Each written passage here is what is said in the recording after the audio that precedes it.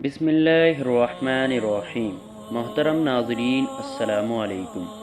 پیارے دوستو، آج ہم بتانے جا رہے ہیں کہ 2 ہجری سے ہی رمضان کے روزے فرض کیے گئے اور رمضان کی 17 تاریخ کو یعنی 13 مارچ سن 624 کو اسلام کی پہلی جنگ لڑی گئی، جو کہ جنگ بدر کے نام سے جانی جاتی ہے۔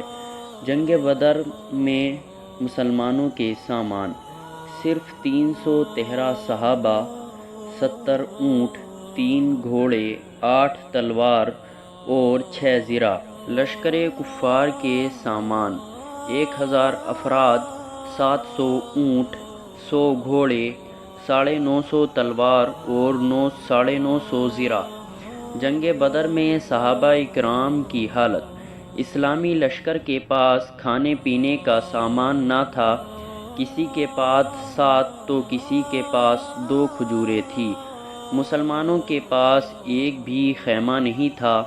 صحابہ اکرام نے کھجور کے پتوں اور ٹہنیوں سے ایک جھوپڑی تیار کر کے حضور اقدس نبی کریم صلی اللہ علیہ وسلم کو اس میں ٹھہرایا تھا۔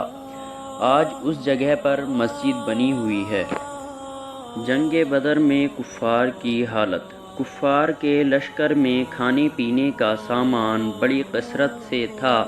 روزانہ 11 اونٹ ذبح کر کے کھاتے تھے۔ کفار کے لشکر میں عیش و عشرت کا سامان بھی کافی تعداد میں تھا۔ جب وہ کسی پانی کے کنارے پڑاؤ کرتے تو خیمے لگاتے تھے۔ ان کے ساتھ گانے والی طوائفیں تھیں۔ جنگ بدر کا واقعہ۔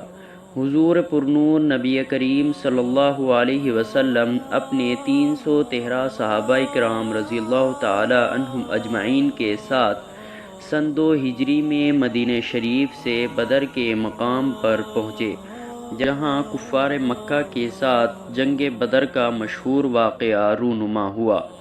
جب آپ لوگ بدر کے مقام پر پہنچے تو رات ہو چکی تھی۔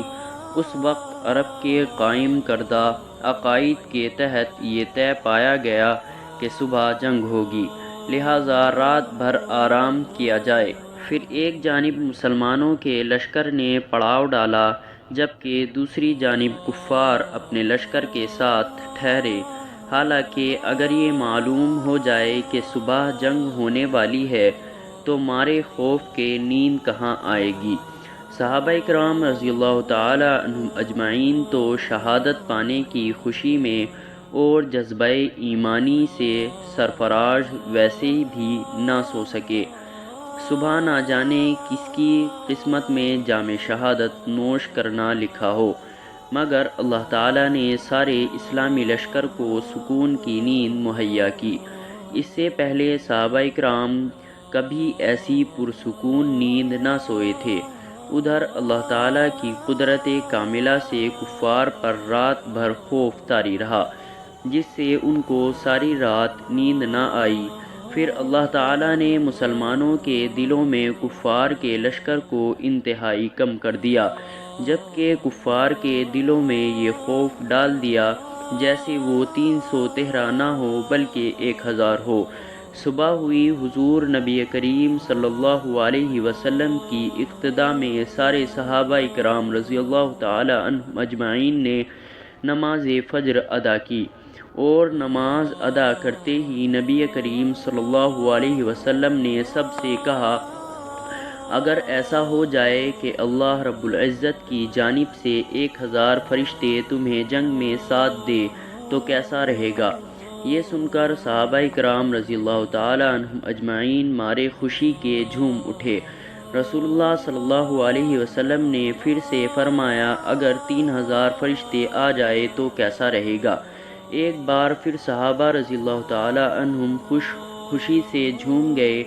پھر آخر میں رسول اللہ صلی اللہ علیہ وسلم نے فرمایا کہ اگر 5000 فرشتے آ جائے تو کیسا رہے گا؟